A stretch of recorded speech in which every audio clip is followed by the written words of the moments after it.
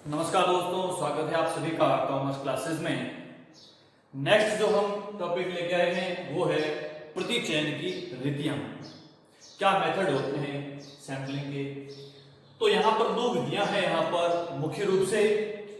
एक तो है यादृच्छिक या प्रायिकता विधि और दूसरी है गैर यादृच्छिक और या उसको हम कहते हैं गैर प्रायिकता विधि।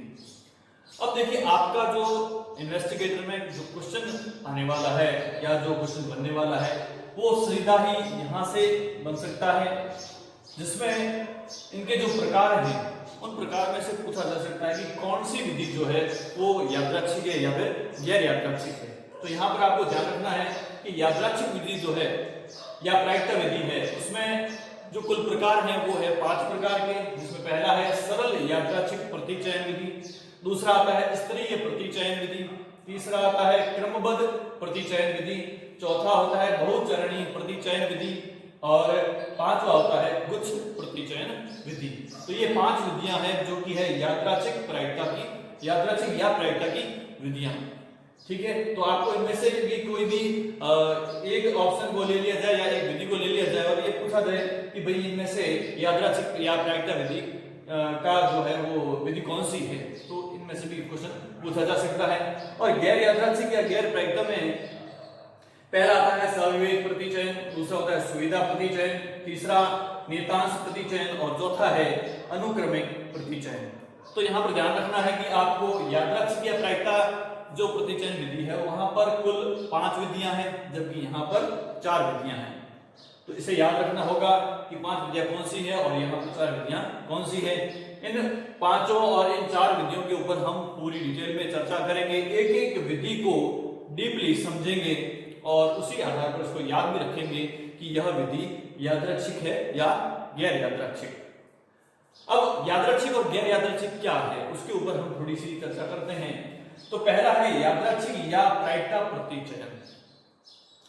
तो इस विधि के अंतर्गत प्रतिदर्श की इकाई इस प्रकार छांटी जाती है कि समष्टि की प्रत्येक इकाई के प्रतिदर्श में सम्मिलित होने की समान ज्ञात संभावना या प्रायिकता होती है। इसका मतलब क्या हुआ? यह कहता है कि यादृच्छिक रूप से, जिसको हम रैंडम कहते हैं, कहीं से भी उठा लिया, ठीक है, तो हमारी जो ये सोच होती है कि हम किसी भी इकाई में से या समुदाय में से सैंपल के रूप में किसी इकाई को अगर चुनते हैं, कहीं से भी चुन लें, तो हम उसी दशा में उसको चुनते हैं जब संपूर्ण जो समुदाय है उसकी सारी इकाइयां एक समान होती है।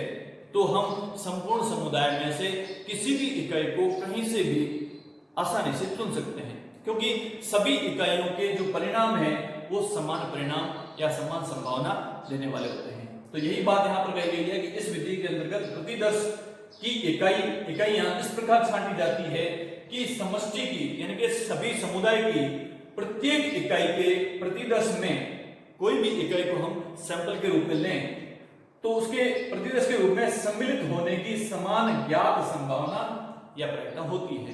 किसी भी इकाई को हम सैंपल के रूप में लें उसकी समान संभावना है, चाहे किसी भी इकाई को लो, सब में जो है परिणाम समान ही प्राप्त होगा। तो इसको हम कहते हैं यादृच्छिक या प्रायिकता प्रतिचयन। तो इसका उल्टा, इसका बिल्कुल ऑपोजिट है गैर यादृच्छिक या गैर प्रायिकता प्रतिचयन। इस विधि के अंतर्गत प्रत्येक इकाई के प्रतिदर्शज में शामिल होने की ज्ञात समान प्रायिकता नहीं होती है, अर्थात जो समुदाय है उस समुदाय में अलग अलग जो जितनी भी इकाइयां हैं सभी इकाइयां अलग अलग परिणाम देने वाली होती हैं। इसलिए हम उस समुदाय में से किसी भी इकाई को अनुसंधान के लिए किसी भी इकाई को नहीं चुन सकते हैं किसी एक परिणाम के लिए, क्योंकि सभी इकाइयों से अलग अलग परिणाम ज्ञात होते हैं। चयन प्रक्रिया यादृच्छिक न होकर पूर्णतः या आंशिक रूप से व्यक्तिनिष्ठ या पक्षपातपूर्ण होती है।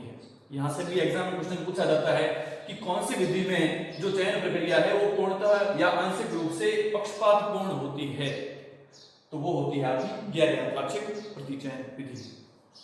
इसका मतलब हुआ कि जो चयन प्रक्रिया है वो यादृच्छिक ना होकर रैंडम नहीं है। यहाँ पर हम जो भी चयन करेंगे वो चयन किसमें करेंगे, पूर्णतया आंशिक रूप से व्यक्तिनिष्ठ या पक्षपातपूर्ण। हम जिसका भी अनुसंधान करेंगे, जो हमें रिजल्ट चाहिए, उसके लिए हम उससे संबंधित जो इकाइयां होती है उन इकाइयों को अलग रखते हैं और उसी इकाई को ही चुनते हैं। ठीक है, तो जब हम जो अनुसंधान करना चाहते हैं, जो रिजल्ट प्राप्त करना चाहते हैं, उसके लिए जो उससे संबंधित जो इकाई है, हमें यदि पहले से मालूम होता है कि यह परिणाम हमें इसी इकाई से प्राप्त होगा, तो उसी इकाई को चुनना, या फिर हमें बता दिया जाता है कि यह परिणाम इस इकाई से प्राप्त होगा, तो हम उसी इकाई को चुनते हैं। उसे कहा जाता है व्यक्तिनिष्ठ या पक्षपातपूर्ण चयन प्रक्रिया। यही कारण है कि अधिकतर गैर यादृच्छिक रूप से चयनित प्रतिदर्श समष्टि के अभिलक्षणों या यथेष्ट रूप से प्रतिनिधित्व नहीं करते हैं, क्योंकि जो गैर यादृच्छिक रूप से चयनित प्रतिदर्श होते हैं वो समष्टि के अभिलक्षणों, यानी कि सभी पूरे समुदाय के जो अभिलक्षण हैं उनको या यथेष्ट रूप से प्रतिनिधित्व, उनका फैक्ट रूप से जो है वो प्रतिनिधित्व नहीं करते हैं। और चयन प्रक्रिया में प्रति चयन विचरणशील के स्वरूप का निर्धारण भी नहीं हो पाता है। अब देखिए, इन दोनों को समझने के लिए एक छोटा सा और एग्जांपल मैं देता हूं। जैसे हमें मान लो कि कोई क्लास 10th है और उस क्लास 10th का हमें परिणाम देखना है कि भाई उसमें जो है वो स्टूडेंट इंटेलिजेंट है या नहीं है। अब यदि उस क्लास 10th के 2 सेक्शन बना दिए जाए और जिसमें से ए सेक्शन है उसमें सारे इंटेलिजेंट क्रिम स्टूडेंट को सेलेक्ट करके रखा जाता है, और दूसरे जो स्टूडेंट होते हैं जो कि थोड़े कमजोर हैं, ठीक है, तो उनको बी सेक्शन में रखा जाता है। अब यदि ये देखा जाए कि क्लास 10th का स्टैंडर्ड कैसा है, तो हम ए सेक्शन में से किसी भी स्टूडेंट को उठा करके कोई भी क्वेश्चन पूछ सकते हैं, तो हमें सीधा मालूम पड़ जाएगा कि क्लास जो सेक्शन ए है उसमें सारे स्टूडेंट इंटेलिजेंट हैं। और सेक्शन बी में जो स्टूडेंट हैं वे सभी, कोई थोथ प्रवृत्ति का भी है तो कोई ठीक भी है, इस प्रकार से जो मिक्स में स्टूडेंट होते हैं उस टाइप के सारे स्टूडेंट हैं। अब हम वहां से यदि किसी भी स्टूडेंट को सेलेक्ट करके जो क्वेश्चन पूछेंगे तो हमें अलग अलग स्टूडेंट से अलग अलग रिजल्ट देखने को मिलेंगे। तो यहां पर अगर कोई आंसर लेना है तो हम किसी स्टूडेंट को देखते हैं कि ये जवाब इसी स्टूडेंट को आ रहा है, तो हम उसी को ही खड़ा करके यदि वो जवाब प्राप्त करें और बाकी स्टूडेंट को बताएं कि देखो ये पढ़ाई करता है, तो इस प्रकार उस स्टूडेंट को खड़ा करके उससे जवाब लेना ये कहलाता है गैर यादृच्छिक। और सेक्शन ए में हम किसी भी स्टूडेंट को खड़ा करके क्वेश्चन पूछते हैं और आंसर लेते हैं तो वो होता है यादृच्छिक, क्योंकि वहां पर सारे स्टूडेंट पढ़ने वाले हैं, किसी को ये बताने की आवश्यकता नहीं है कि ये स्टूडेंट पढ़ता है और ये नहीं पढ़ता है।